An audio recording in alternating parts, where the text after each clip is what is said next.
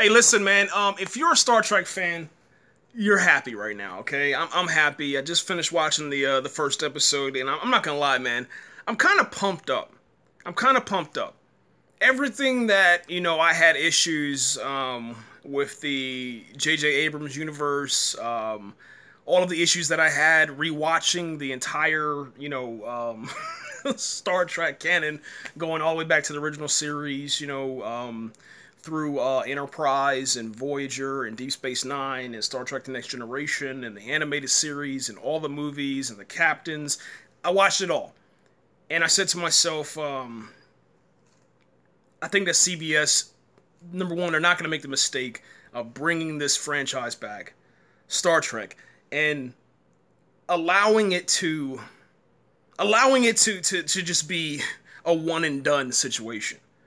If you allow yourself the opportunity, just to enjoy this franchise, to get back in it, man, from the first scene all the way to the last, you're just like, this is crazy. Number one, it's something that we've never seen before.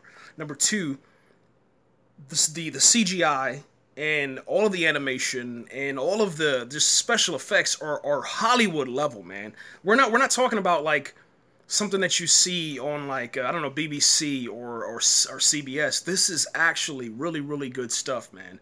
The writers, the producers, all of the makeup, everything is top level, man. It's one of the best. It's one of the best as of right now. This is just episode number 1. It's one of the best Star Trek episodes ever. It takes it to this next level, man. You're out there, you know what I'm saying, going across the universe, man, in uncharted territory, and you get to see stuff that you've never seen before inside of this franchise, man. I'm blown away with what they're doing with the Klingons, man. Like it's pretty crazy to see that. It looks like they're breaking them down into tribes. I don't really want to spoil it because forget it. Let's just do it. If you understand that legend of Kahless, and when you rewatch, the series, if you rewatch the entire canon of Star Trek and you listen carefully to every time that a Klingon talks about Kahless, I kept saying to myself, man, I said, yo, when are they gonna do something and show us what this means, like this mythology and everything? And then they touch on it. They touch on it and they expand it, man. And it seems like it's all about this sacrificial lamb, bringing out this signal and to reunite these tribes together for this effort, man. And the whole entire effort, man, is to pretty much stop the Federation, man. And as I was watching, and rewatching the franchise and the series and stuff, I said to myself, I really do believe that the Federation is they're terrorists. I think that they are really, really terrible people because they go to these planets and they just start killing things, all in the name of peace. And that's what they touch upon, man. So it's going to be crazy, man, to see what's going to happen next. We're talking about a threat and an enemy that I think through the entire series until we got to the movies, especially like Nemesis and stuff like that, that's the only time that they took this race of aliens seriously, And there's so many things that they touch on. Different aliens that you'll notice immediately as soon as you watch. You're like, okay, that came from the original series. Okay, that came from Star Trek Next Generation. Okay, that was Deep Space Nine. They touch on all of it. It's so fast, man. But it gets your mind, your Trekkie mind to start, thinking and formulating different ideas and plans, man. So I thought that was very, very special. For all those out there that love the language, it's right there on the screen.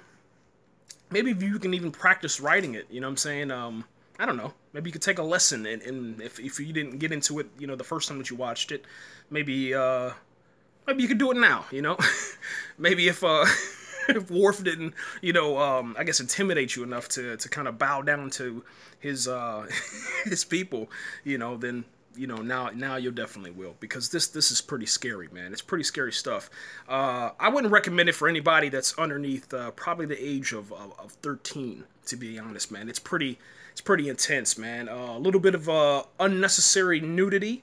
Not like bearing some TNA or nothing like that, but it's just kind of unnecessary scenes, and I'm really big on that. I think it's ridiculous when directors decide to do certain angles and stuff like that. It's like, dude, you don't need to do that. Get over yourself. But we live in America and sex sells, so that's the situation that we're living in. But anyway, as far as the captain, as far as the cast, the crew, and all that, the new ship is Shanjo. If I'm pronouncing that right, it's whatever. I don't know. I don't even know how to say it yet. And eventually I'll get it down packed. But I think it's Shanjo or something like that. But it's a really funky looking ship, man. It looks like a race car in the front.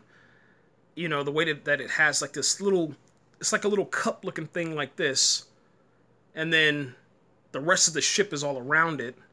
You know, it's just weird. It's a weird looking ship, man. If you can take the top off, take the spinning dome off, put some wheels on it, you got yourself a vehicle that you can just ride down to the corner market and, you know, pick up some kind of food or something like that. The way that they, you know, teleport and transport and all that good stuff, man, it's a lot different, man. This falls in between, from what I'm understanding, this falls in between, let me see if I'm getting this right. Because if I say it wrong, I just had it the other day. But it's falling in between right after Star Trek the Animated Series. Or no, Star Trek the Original Series in between Star Trek the Original Series and the Animated Series, if I'm not mistaken. Maybe I'm wrong. But if I'm wrong about that, forgive me, alright? But I just saw it yesterday. I can't get it. Eventually it'll pop in my mind or whatever.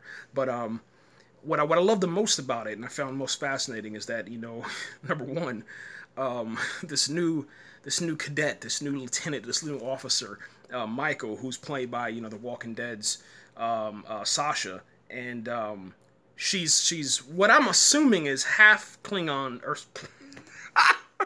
this is live, half Vulcan, half human, and she used, no, I don't want to say that. She used something. How do you want to say it?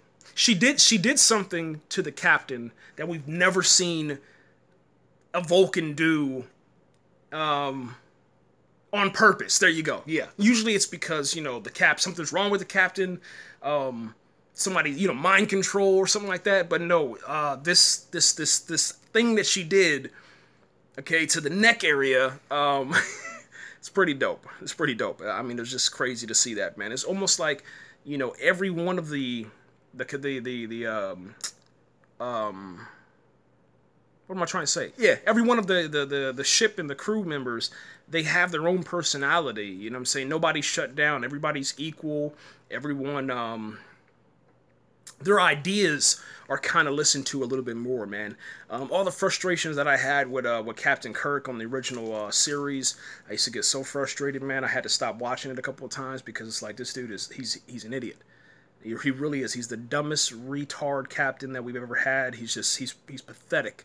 Okay, I mean, does he do, you know, what he's supposed to do out there? Yes, he does the job, but it's like, dude, how many times are you gonna, you know, let your red shirts get killed? How many times are you gonna just, you know, go into the battle without thinking, you know what I'm saying, and just listening to all these ideas? He's like, well, I'm captain and whatever, you know. And same thing with Picard, man. Picard would always listen to people, and I think that's why I like him the most, because, you know, he would listen to everybody, he would weigh their ideas, he would formulate his own plan at the end, but at least he let people talk and voice their opinions, and that's what happens in this. This one is almost a little too much, because when it's time for Red Alert, everybody wants to have their own, you know, opinions and stuff, man. And sometimes you don't need that. You just need to, you know, follow orders and get it done. So it's really different, man, to watch, you know, the Federation kind of morph into whatever this new idea is for CBS All Access. And it's strange, man, because, you know, there's more opinions. It's a more opinionated crew, man. And I'm really enjoying this, man. You know, I was thinking to myself, if we don't get a Star Trek #4, I would be okay with just having, you know, CBS, you know, devote all their time, their attention, and all of their monetary.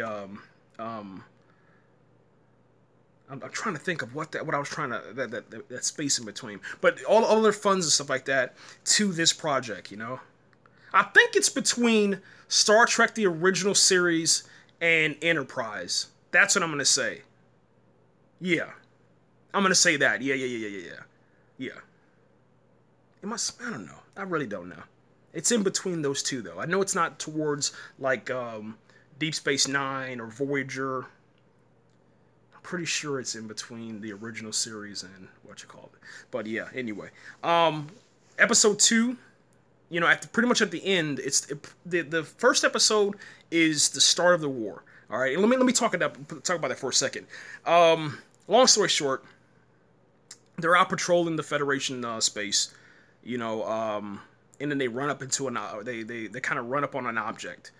They can't scan it, they can't do anything, they can't identify it, so they send one of the first officers out there, and that's the Michael character that's played by Sasha off of The Walking Dead, and she flies over there, and you're gonna get frustrated at this part because I knew it. I said to myself, I said, as soon as she touches this thing, something's gonna happen. Like, either war's gonna break out, the ship's gonna activate, there's gonna be an explosion, something bad's gonna happen. You know what I'm saying? I was able to identify it immediately as Klingon. You know, not even listening and watching the trailers and all that. It's just identifying it. You know, from being a Trek fan and understanding that, you know, if it looks like a threat, more than likely it's a Klingon. If it's anything else, it's just another species out in space.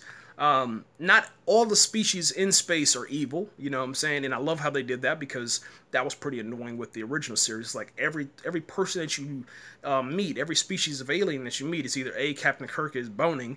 Let me switch this back over. Hold on, let me see. Why does it say very... Okay, there it is. Yeah, either Captain Kirk is boning, you know, the aliens, or the aliens are wanting to kill you. And it's like, dude, that's not life. That's not realistic. Let me see what's going on with this thing. Why is it...